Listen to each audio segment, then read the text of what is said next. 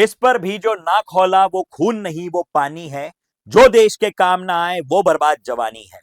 नमस्कार, मैं क्षितिज कनिक आपका अपना केके सर। आज मैं उस विषय पे बात करने वाला हूं जिस पे आपने काफी लंबे समय से एक डिटेल्ड वीडियो की डिमांड करी थी।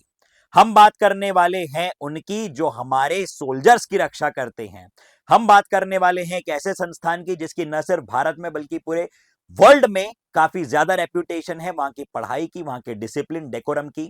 हम बात करने वाले हैं armed force medical college Pune की। हम बात करने वाले हैं उन लोगों की जो इस देश के लिए लड़ते हैं, मरते हैं, मिटते हैं, और आप एएफएमसी से निकलने के बाद उन्हीं लोगों की रक्षा करते हैं।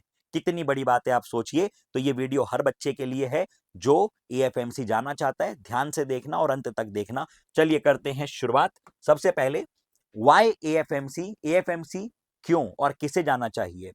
जो भी मेडिकल ऑफिसर बनना चाहता है आर्म्ड फोर्सेस में, उसके लिए ये बेस्ट प्लेस है। And I think this is the only place, not best, this is the also the only place. Secondly, आपका जो एमबीबीएस होता है जो 5.5 साल का होता है, यहां आपका 4.5 साल का एमबीबीएस होगा। यानी सीधे सीधे आपके जीवन का 1 साल बच रहा है। और उसके बाद आपकी इंटर्नशिप शुरू होती है, और वो भी आर्मी हॉस्पिटल में। सो 4.5 years of MBBS and 1 year of internship in the army hospital.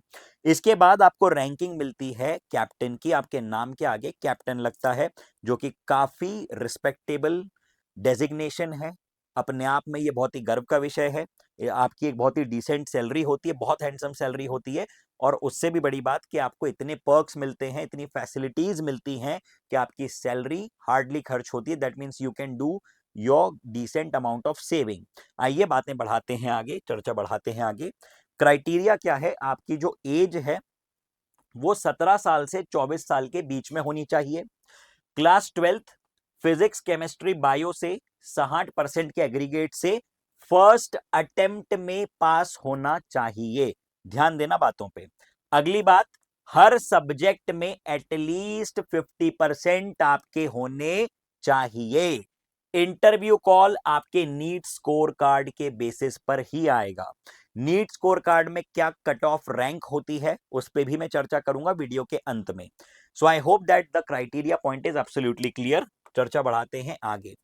कुछ फ्रीक्वेंटली आस्क्ड क्वेश्चंस आपके थे टेलीग्राम पे और कमेंट सेक्शन में। मैंने रिसेंटली एक शॉर्ट बनाया था, तो सबसे ज्यादा बच्चों ने यही पूछा कि सर मैं फर्स्ट ईयर ऑफ ग्रेजुएशन में हूं, यानी मैंने पार्शियल ड्रॉप लिया है, क्या मैं अप्लाई कर सकता हूं या कर सकती हूं। बिल्कुल कर सकते हो। सर मैं बीएससी पास आउट हूं, अगर आपकी उम्र 24 से कम है कोई दिक्कत नहीं है, आप कर सकते हो। प्रीवियस क्राइटेरियाज एप्लीकेबल, मतलब जो इसके पहले मैंने क्राइटेरिया बताए इनमें भी वही चीजें एप्लीकेबल है। ठीक है, चलिए आइए चर्चा बढ़ाते हैं आगे। एडमिशन फ्लो की बात करें तो भैया सबसे पहले क्या करना पड़ेगा, पढ़ाई करनी पड़ेगी। क्यों? क्योंकि नीट क्लियर करनी है। नीट के स्कोर कार्ड के बेसिस पे ही आपके पास कॉल आता है। तो मान लेते हैं कि आपने बढ़िया तरीके से पढ़ाई करी और आपकी एक डिसेंट रैंक थी, आपके पास कॉल आया। ठीक, अब आप जाते हैं पुणे। पुणे में एएफएमसी में आपके होते हैं कुछ टेस्ट। सबसे पहले ये सारे जितने भी टेस्ट हैं ये एएफएमसी में है। ठीक है, पहला होता है test of English language and reasoning. Test of अंग्रेजी एंड रीजनिंग। रीजनिंग में आता है एप्टीट्यूड, और ये कुल मिला के होता है 80 नंबर का, 80 मार्क्स का कंप्यूटर बेस्ड टेस्ट होता है। 40 सवाल इसमें होते हैं, +2 -0.5 की इसकी मार्किंग होती है, और 30 मिनट का इसमें समय होता है। ये है आपका पहला and one of the most important test. Okay, क्या है ये? Test of English language and reasoning, TELR।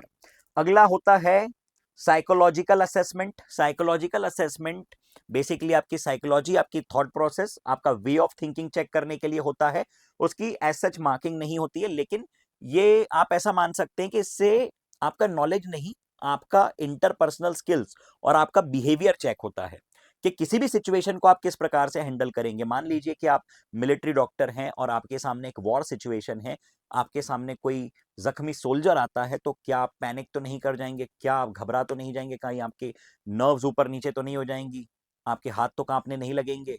आप किस प्रकार से सोचते हैं, आपकी क्या प्रेजेंस ऑफ माइंड है, ये सारी बातें चेक होती हैं। Secondly, interview. अगली चीज है इंटरव्यू। इंटरव्यू होता है 50 मार्क्स का और ये काफी इंपॉर्टेंट है। और जैसा कि मैंने आपके आपके लिए एक डिस्कशन अरेंज करवाया था मेरे एक स्टूडेंट से, जो कि अब कैप्टन बन चुका है और कुछ ही समय में ही would be posted to the next senior rank. Prarabdh Kothari, he was all India rank 89 and he was getting all of the AIIMS except AIIMS Delhi. मतलब उसको सारे एम्स मिल रहे थे, एम्स दिल्ली को छोड़ के। 2018 की बात है, क्योंकि तब एम्स की एग्जामिनेशन सेपरेट होती थी। तो एम्स छोड़ के उसने एएफएमसी ज्वाइन किया था and presently he is captain प्रारब्ध कोठारी। और आई थिंक कि अभी तक तो उनका नेक्स्ट जो भी रैंक होती है वहां पे प्रमोशन हो चुका होगा। मैं बात करूंगा और आपको अपडेट भी करूंगा, ठीक है। चलिए, और इफ पॉसिबल हुआ, अगर कभी उनका आना हुआ यहाँ पे, तो डेफिनेटली मैं आपको मिलवाऊंगा। सो इंटरव्यू, इस इंटरव्यू में भी बिल्कुल उसी प्रकार का डिस्कशन होता है। इसमें भी more they want to know that what and who you exactly are. तो इंटरव्यू के लिए एक ही टिप है कि be real and be honest and be fearless. अपनी बातें बताओ, अच्छी तरह से बताओ, बनने की कोशिश मत करो, बनावटी मत होना। जो बात जैसी है उसको उसी प्रकार से प्रस्तुत करो and that's it, that's all they want to know. अगली बात, मेडिकल एग्जाम। अब मेडिकल एग्जामिनेशन के कुछ क्राइटेरियाज हैं, इसकी पीडीएफ भी मैं आपके साथ शेयर करूंगा टेलीग्राम पे, और मैं आपको बताता हूं। चलिए, जैसे मार्किंग की बात करें तो मार्किंग में नीट होता है 720 मार्क का, और ये जो आपका test of English language and reasoning है ये होता है 80 मार्क्स का। इंटरव्यू होता है 50 मार्क्स का। तो कुल मिला के कितना हो गया? कुल मिला के हो गया 800। अब 800 को इन्होंने डिवाइड कर दिया 4 से, ठीक है। तो ये कितना हो गया आपका 800, इसको डिवाइड कर दिया 4 से 200, और 50 आपके हो गए इंटरव्यू के। तो कुल मिला के कितने का टेस्ट हो गया आपका? कुल मिला के आपका हो गया 250 नंबर का टेस्ट। अब आपकी जो फाइनल असेसमेंट होगा वो ये 250 नंबर के बेसिस पे दिया जाएगा। यहां से आपकी कॉलिंग रैंक, यहां पे से आपका जो फर्स्ट राउंड ऑफ टेस्ट था, और ये आपका interview. So this is the total marks and you would be getting the report card out of this. आइए अब चर्चा बढ़ाते हैं आगे। ये देखिए, मेडिकल टेस्ट की अगर हम लोग बात करें तो यहां पे सबसे बड़ा चैलेंज था कि बहुत से बच्चे हमारे जो नीट की तैयारी करते हैं वो कई बार रनिंग नहीं कर पाते हैं बहुत ज्यादा, वो कई बार अपनी हेल्थ पे ध्यान नहीं दे पाते हैं, वो कई बार अपनी डाइट पे ध्यान नहीं दे पाते हैं, स्लीप पे ध्यान नहीं देते हैं। तो मैं हमेशा से कहता हूं कि आपकी एग्जामिनेशन का कितना भी ज्यादा प्रेशर क्यों ना हो, आपको दिन में एटलीस्ट 30 मिनट 40 मिनट निकाल के खुद के लिए देना है। रनिंग करो, ठीक से खाना खाओ, आप लोग जो है डाइट और स्लीप पे काफी ज्यादा ध्यान दो, पानी प्रॉपर पियो। वरना इतना सब करने के बाद भी आप लोग यहाँ पे रिजेक्शन फेस करोगे, और ये काफी दुखद होता है कि हम हमारी कुछ लापरवाहियों के कारण, अब देखो अगर कोई बॉर्न कंडीशन है तो उसमें we can not say anything, but sometimes if we are not fit and we are not selected then this is a very painful thing, isn't it. अब यदि मैं आपको कट ऑफ रैंक्स की बात बताऊं तो 2021 में 13,000 रैंक थी क्लोजिंग। मतलब आप देख सकते हो डेफिनेटली नंबर ऑफ कैंडिडेट्स बड़े हैं, लेकिन इतने भी नहीं बड़े कि कट ऑफ रैंक इतनी ड्रास्टिकली चेंज हो जाए।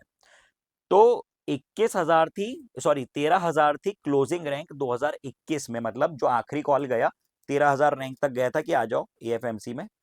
लेकिन 2024 की अगर हम बात करें तो ये बढ़ के हो गई 22,000। इसका मतलब समझ रहे हो आप? इंटरप्रिटेशन समझ रहे हो? मतलब अगर फॉर एग्जाम्पल 1000 रैंक का बच्चा है, वो मेडिकली फिट नहीं है, तो उसकी सीट छूट गई, वो जाना चाह भी रहा है तो भी नहीं जा पाएगा। फिर 1100 वाले को मिलेगी, 1101 वाले को मिलेगी, 1200 वाले को मिलेगी, 2000 वाले को मिलेगी। तो इस कारण मेडिकल फिटनेस के कारण, फिजिकल फिटनेस के कारण जो क्लोजिंग रैंक है वो पीछे शिफ्ट होती जा रही है, और ये दुखद है। इसलिए मैं कहता हूं कि कोई भी परीक्षा हो, कितनी भी बड़ी परीक्षा हो, आपको अपने स्वास्थ्य का ध्यान देना है, रनिंग वगैरह करो, हेल्थ पे ध्यान दो, वरना जो है काफी बड़ी बड़ी अपॉर्चुनिटीज आप मिस कर दोगे, ठीक है। तो चलिए, आपको कोई भी अगर इसके अलावा और कंफ्यूजन हो तो मुझे प्लीज आप लोग बताना, है ना। This was all about the video. See you soon and thank you. जय हिंद, जय हिंद, जय भारत, गुड बाय।